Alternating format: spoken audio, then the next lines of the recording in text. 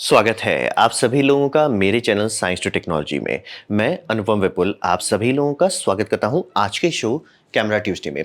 आज हम लोग बात करेंगे कैमरा मेमोरी कार्ड्स के बारे में। तो आइए समझते हैं, क्योंकि ये समझिए ये थोड़ा कॉम्प्लेक्स टॉपिक होता जा रहा है जैसे समय बीतता जा रहा है, और यहाँ पे घोटाला कर देने से आपको काफ़ी भारी नुकसान हो सकता है। और ये सबसे कॉमन मिस्टेक है जहाँ एमेचर लोग मतलब अच्छा खासा कैमरा ले लेते हैं, अच्छा खासा लेंस ले लेते हैं और यहाँ पे लटक जाते हैं। तो इसको रफ लेवल पे पहले समझ लेते हैं। यहाँ पे आप बात करते हैं जनरली आज के टाइम में नया कैमरा पे बात कर रहा हूँ। दो मेन टाइप आपको मिलने वाला है। पहला होगा जो आपका SD कार्ड इस्तेमाल करता है या माइक्रो SD इस्तेमाल करता है, या मतलब दो फॉर्मेट जो बोल रहा है, एक तो SD फॉर्मेट हो गया, दूसरा हो गया सी फास्ट एक्सप्रेस फॉर्मेट। ये अब धीरे धीरे छाते जा रहे हैं जितने भी हाई एंड कैमरा इक्विपमेंट हैं।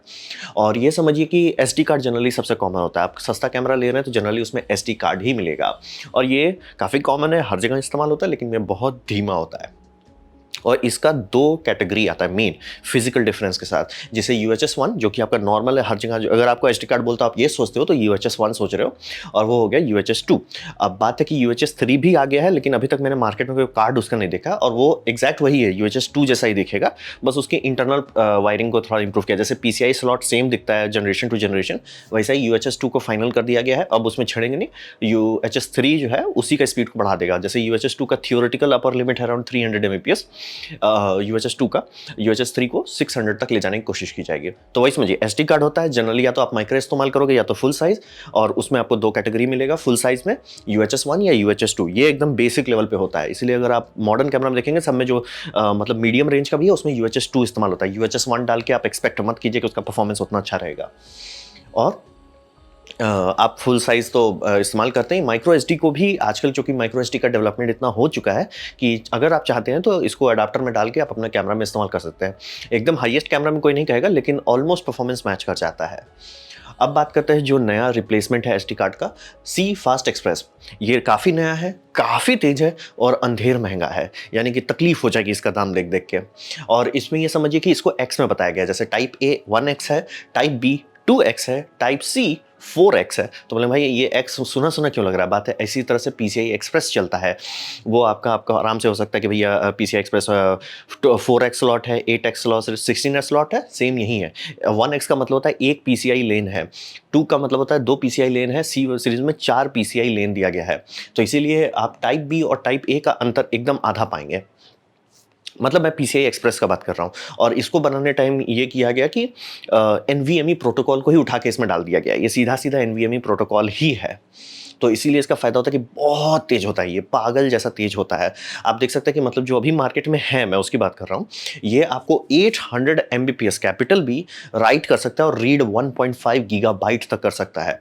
तो ये बहुत तेज़ होता है। ये हुआ आपका टाइप B जो कि मेजॉरिटी कैमरा में यूज़ होता है। फिर होता है टाइप A जो सोनी को होता है हमेशा कि हम लूज मोशन करके ही रहेंगे इस दुनिया में। ये सोनी बहुत पहले से करता है, उसको खुजली होती है कि मैं बार बार नया नौटंकी फॉर्मेट बनाऊँ। जैसे कि मैजिक गेट करके वो बनाए थे, माइक्रो डिस्क करके बनाए थे जो अपना प्लेस्टेशन पोर्टेबल में डालने, वो हमेशा करते हैं। मतलब जो नॉर्मली शांति से मार्केट में मिल रहा है उनसे उनको संतुष्टि नहीं होती है। ये हर कंपनी बनाने लग रही थी, चाहे वो आपका नाइकॉन हो, चाहे पैनासोनिक हो, चाहे कैनन हो, आराम से इसको और सब कंपनी भी सपोर्ट करे। लेकिन सोनी को था ना, हम जबरदस्ती का नया फॉर्मेट बनाते हैं, मतलब इसका टाइप A उतार दिया। टाइप A इनका बनाया नहीं है, समझिए सी फास्ट एसोसिएशन ने तीनों बनाया है, type A, type B, type C। लेकिन अगर हर कोई टाइप ये समझिए इस्तेमाल कर रहा है टाइप B, तो शांति से टाइप B रखो ना। टाइप B सस्ता है, मार्केट में अवेलेबल है, टाइप A तो है भी नहीं। ये अभी सिर्फ एक कंपनी प्रोग्रेड करके आई जो इंडिया में आपको मिलेगा भी नहीं, और प्लस सोनी खुद भी नहीं बनाता ज़्यादा। तो मतलब ये जेन्युइनली गुस्सा लगता है सोनी का नौटंकी से कि भैया आप शांति से दे सकते थे टाइप B, क्योंकि हर कोई यही यूज़ कर रहा है और सोनी खुद ये बनाता भी है। तो ये थोड़ा मतलब जो सोनी का हिस्ट्री जानते हैं उनको है कि वो लूज मोशन करके ही छोड़ेंगे, उनको अपना खुजली करना ही रहता है। तो ये हो गया टाइप्स। अब बात करते हैं रफ्तार के बारे में, यानी स्पीड के बारे में। और यहाँ समझना बेहद ज़रूरी है कि सस्ता कार्ड अगर आप लेते हैं जिसका स्पीड कम है, उससे आपको पुअर बर्स्ट परफॉर्मेंस मिलेगा, और वीडियो तो आपका सीधा सीधा फेल हो सकता है। यानी कि आप वीडियो रिकॉर्डिंग कर रहे, कैमरा बोल देगा नहीं जी नहीं काम होगा। ये मेरे साथ कई बार होता है जब भी मेरा कार्ड पुराना होने लगता है। कार्ड खपत होने वाला चीज़ है, ये बात समझना ज़रूरी है। और ये समझिए कि अगर आप हाई परफॉर्मेंस कैमरा लेते हैं, जो आपको दाम देने टाइम पता चल जाएगा ये हाई परफॉर्मेंस वाले कैटेगरी में जा रहा है। जनरली समझिए जो भी कैमरा 2 लाख के ऊपर छूने लगता है वो हाई परफॉर्मेंस कैटेगरी में जा रहा रहता है, उस सबको ज़रूरत होती है हाई स्पीड की। अगर उसे आप सस्ता से सस्ता SD कार्ड में चलाएंगे, चलेगा, काम करेगा, लेकिन आपको फील नहीं होगा कि ये भैया ये वैसा बात हो जाएगा कि आप ले लिए एकदम भयानक फरारी ले लिए, चक्का जो ऐसा लिया जो एकदम घिसा पिटा है, चक्का में जान ही नहीं भैया, रोड में आपका हॉर्स पावर जा ही नहीं पा रहा क्योंकि चक्का ही फिसल रहा है। वैसा बात हो जाएगा। इसीलिए समझना ज़रूरी है कि रफ्तार के बारे में आपको ध्यान देना होगा।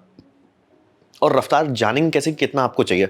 तो जैसे अगर आप कहीं पे भी किसी भी अच्छे कैमरा मैन्युफैक्चरर का मैनुअल पढ़ेंगे तो मैनुअल में लिखा रहता है कि ये इतना बिट रेट पे काम करता है। तो उसपे एक चीज़ ध्यान देना होगा कि जो आपको वीडियो का बिट रेट बताया जाता है वो स्मॉल बी में बताया जाता है, यानी कि आपको मेगाबिट्स पर सेकंड बताया जाएगा। लेकिन आप जो मेमोरी कार्ड देखेंगे उसमें हमेशा मेगाबाइट्स पर सेकंड रहता है, यानी कैपिटल बी, यानी 8 गुने का अंतर होता है। तो इसीलिए अगर आप सुनते हो कि ये वीडियो रिकॉर्डिंग, जैसे मान लीजिए सोनी का कैमरा का मिररलेस कैमरा का एवरेज आता है अराउंड 100, तो ऐसा नहीं कि आपको कार्ड 100 का चाहिए, आपको कार्ड चाहिए 100 डिवाइडेड बाई 8। तो ये समझना ज़रूरी है। और कार्ड में एक चीज समझना जरूरी है, कार्ड का जो थियोरेटिकल स्पीड होता है उसका कोई कीमत नहीं है। आपको वो चाहिए मिनिमम सस्टेन्ड राइट स्पीड। ये बात समझ रहे हैं, मिनिमम सस्टेन्ड राइट स्पीड। तो ये सब जो आप मार्किंग देखते हैं ये सब इसलिए है, ये ऐसा नहीं कि कार्ड इतनी तेज चलता है, ये है कि सबसे बुरा हालत में, यानी जैसे मान लीजिए कार्ड को रेट किया गया 70 डिग्री सेल्सियस के लिए, तो 70 डिग्री सेल्सियस पे कार्ड ऑलमोस्ट फुल हो चुका है, तब भी क्या वो ये स्पीड मेंटेन कर सकता है। जैसे V90 का मतलब हो गया 90 Mbps, कुछ भी हो जाए, अगर कार्ड सही से काम कर रहा है 90 Mbps आपको देगा, कुछ भी हो जाए। आराम से हो सकता है कि V90 कार्ड जब आप नया लगाएंगे तो आराम से V200 पे चल रहा होगा, धीरे धीरे धीरे घिसते घिसते 900। ये सब सर्टिफिकेशन, भैया तुम्हारा कुछ भी हो जाए तुम इससे ऊपर रहोगे, क्योंकि आप समझिए कि वीडियो ड्रॉप कर जाएगा ना, वीडियो के फ्रेम्स ड्रॉप कर जाएंगे अगर कार्ड एक स्लो हो जाता है। तो मिनिमम सस्टेन स्पीड इसीलिए थोड़ा पीछे चलता है। आप देखेंगे कि कार्ड में तो बहुत ज़्यादा लिख देते हैं कि 800 Mbps है, या मतलब अगर SanDisk का ही लेंगे तो उसमें आपको आराम से 200 तो SD कार्ड में मिल जाता है। तो क्या उतना तेज है? हाँ। क्या उतना स्टेबल है? नहीं। स्टेबल का रेटिंग आपको पहले बहुत आता था 2, क्लास 2 कार्ड, फिर क्लास 4 कार्ड आया, क्लास 6 आया, क्लास 10। क्लास 10 से नीचे तो आपका कुछ होना ही नहीं चाहिए आज के टाइम में। क्लास 10 का मतलब होता है 10 Mbps सस्टेन्ड, कैपिटल बी वाला। तो ये क्लास 10 हो गया। फिर आपका आ गया U1 और फिर U3। तो U3 का मतलब हो गया V30, यानी 30 Mbps आराम से वो मेंटेन कर सकता है। तो ये सबको ट्रांसलेट करने का है तो ऐसा देखिए, V30 का मतलब होता है 240 Mbps, V60 का मतलब होता है 480 Mbps, और V90 जो सबसे महंगा कार्ड आता है वो होता है 720 Mbps का। तो ये है मेन चीज़ आपको ध्यान देना है कि जैसे कि अगर आप मैनुअल पढ़िएगा उसमें लिखा रहेगा कि कितना Mbps पे वो चलना चाहता है, मतलब उसका वीडियो का बिट रेट क्या है। तो अगर जैसे लिख दिया है कि भैया हमारा बिट रेट आपका अराउंड 200 है, आप V30 ले सकते हैं। अगर लिखा हुआ है कि भैया बिट रेट आपका 500 Mbps तक जा रहा है स्मॉल बी में, तो आपको V90 खरीदना पड़ेगा, या मतलब V70 अगर आता है तो वो ले सकते हैं, लेकिन जनरली 30, 60, 90 ऐसे करके चलता है। तो रफ्तार के बारे में यही समझिए कि तेज कार्ड होना ज़रूरी है। वीडियो का जितना भी मेगाबिट्स बताया जाता है वो स्मॉल बी में रहता है, कार्ड में जो लिखा जाता है वो कैपिटल बी में रहता है। तो इसीलिए 8 का मल्टीप्लिकेशन आपको करना पड़ेगा, और ध्यान इसमें नहीं देके जो उस पर लिखा कितना है, क्योंकि वो कुछ भी लिखा जा सकता है कि 150 लिख देते हैं। सस्ता सस्ता SanDisk Pro एक्सट्रीम लीजिए, वो दे देगा, लेकिन उसकी रेटिंग V30 भी नहीं होती है। क्यों? क्योंकि सस्टेन की कुछ भी हो जाए मैं इतना स्पीड आराम से मेंटेन कर पाऊंगा, ये मुश्किल बात होता है। तो और जब तक वो नहीं होगा तो कैमरा रिकॉर्डिंग नहीं कर सकता, वीडियो के लिए खासतौर पे, इसीलिए ये सब वीडियो के लिए ही लिखा जाता है। और ये समझिए कि अगर आपको खुजली हो जा रही है कि रॉ फाइल चाहिए या प्रोरेस चाहिए, तो शांति से ये सब SD कार्ड नहीं संभाल सकता, सीधे सीधे नहीं संभाल सकता। मतलब बहुत ज़बरदस्ती का, जैसे कि कहा जाता है कि सोनी में V90 कार्ड आप डाल दीजिए तो शायद वो किसी तरह करे, उसमें भी काफ़ी लोग का एरर आता है और सीधा वो एरर थ्रो कर देता है, कार्ड टू स्लो। क्योंकि V90 आप समझिए 720 Mbps हो गया।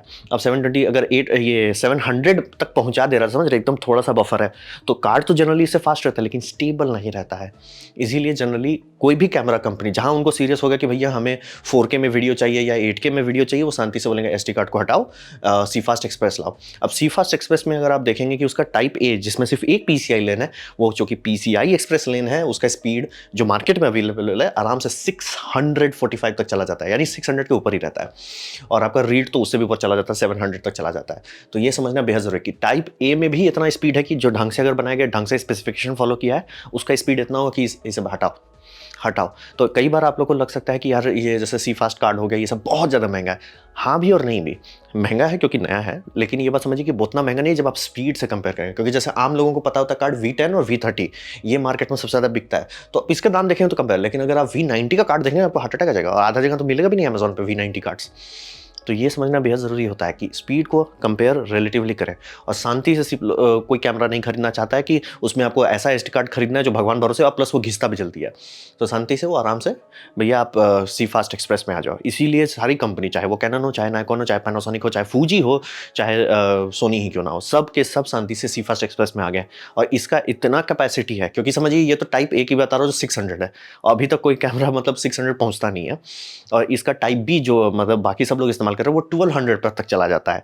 तो उसका कितना मतलब होता है, ट्रांसलेट करें 600 Mbps का ट्रांसलेशन होता है 4.8 गीगाबाइट्स पर सेकंड। यानी ये रॉ फाइल मतलब 4K रॉ भी आराम से संभाल सकता है, 8K रॉ में को भी संभाल लेगा।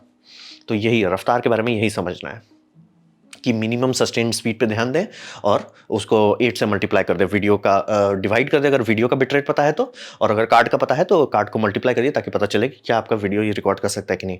और हाई एंड में काम करना है, शांति से चुपचाप से SD कार्ड को क्षमा कीजिए और सी फास्ट एक्सप्रेस में घुसिए, चाहे वो टाइप ए ही हो चाहे वो टाइप बी हो। जनरली आपको टाइप बी ही मिलेगा, इसे सोनी को खुजली होगा कि टाइप ए उतारने का, बट देखिए आने वाले टाइम में क्या होता है।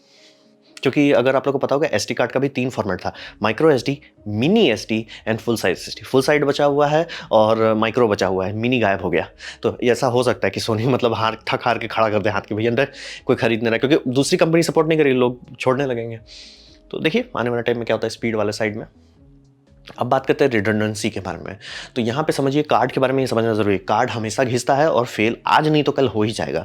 अगर आप कोई भी कार्ड लिए हुए हैं और उसे रेगुलर यूज़ कर रहे हैं तो मत एक्सपेक्ट कीजिए कि हमने ये कार्ड खरीद लिया कभी कुछ नहीं होने वाला।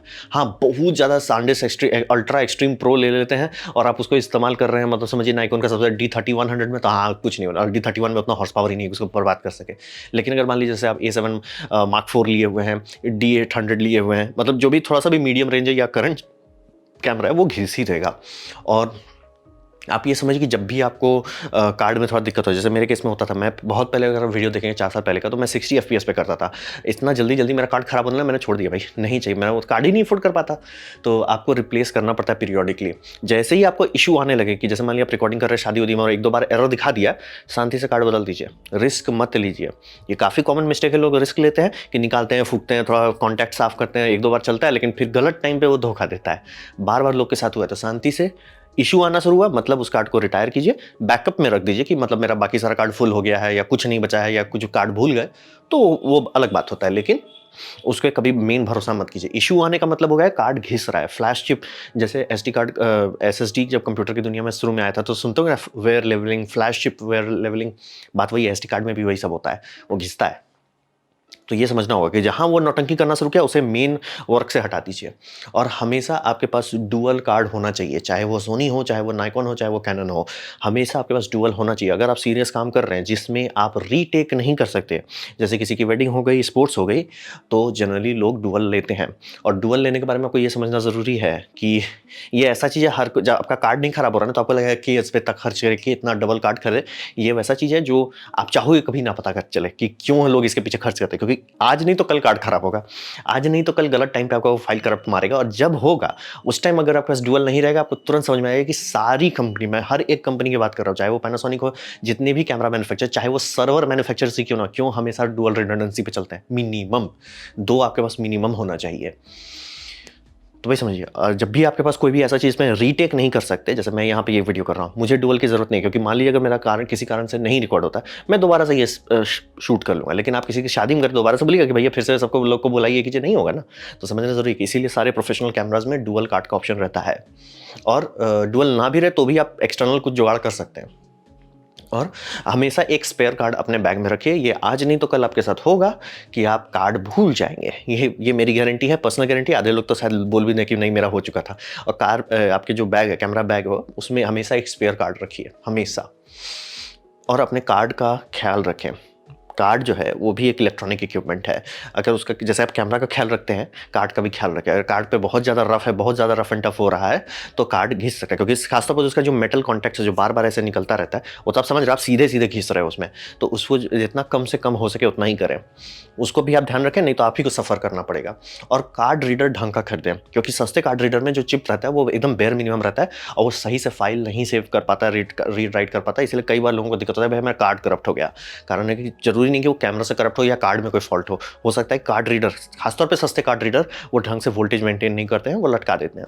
तो इसीलिए प्रोफेशनल लोग तो मतलब बहुत महंगा महंगा कार्ड रीडर खरीदते हैं। मुझे पहले नहीं समझ आता इतना महंगा कार्ड रीडर क्यों खरीदना, बाद में समझ में कि अच्छा भैया मेरा फाइल का कीमत है, मैं महंगा कार्ड रीडर खरीद लूंगा।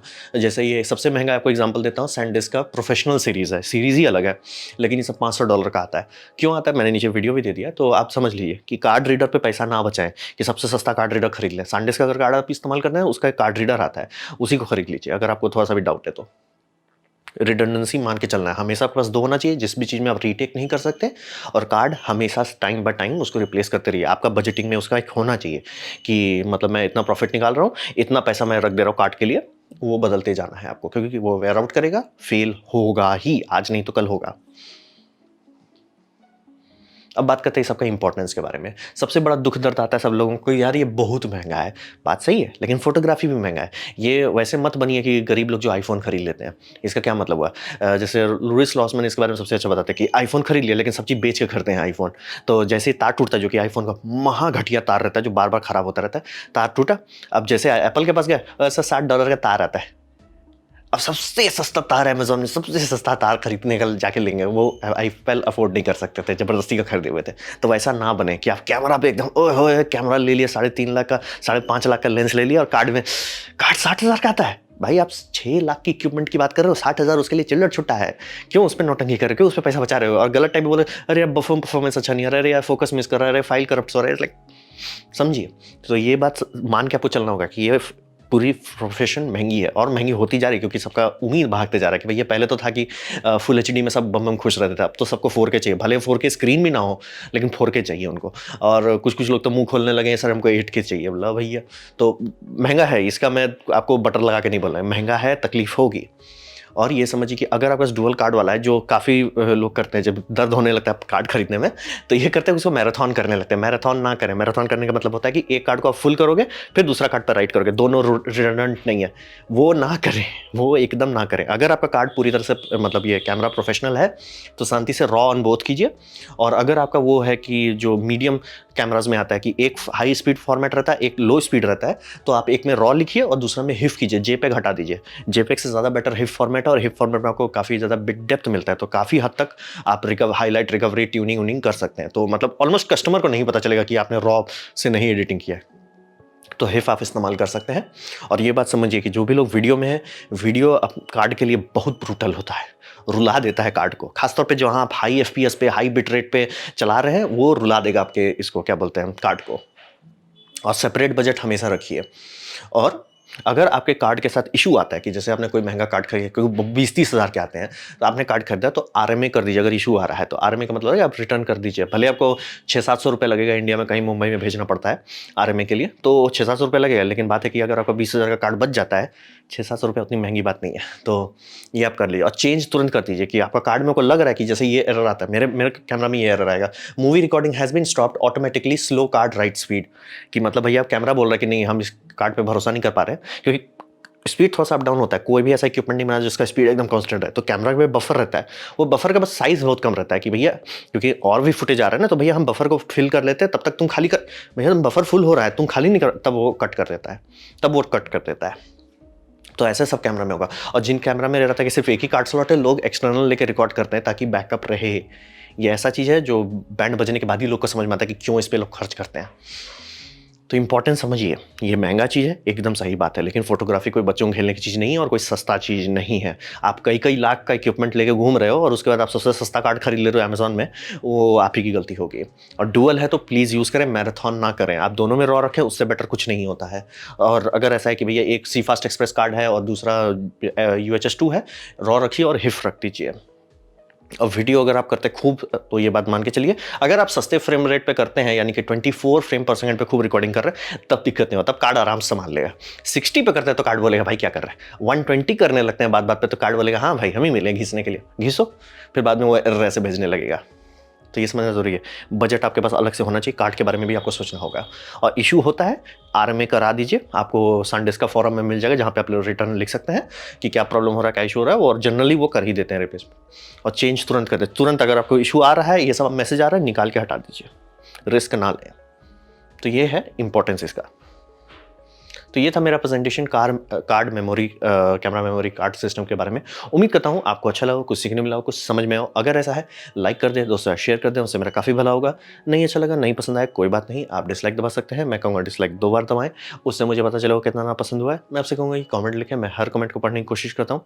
आपसे कहूँगा सब्सक्राइब कीजिए, बेल दबाइए अगर आप फ्री हैं तो। आपने मेरा वीडियो देखा, ज्वाइन कर मुझे बहुत खुशी हुई। धन्यवाद।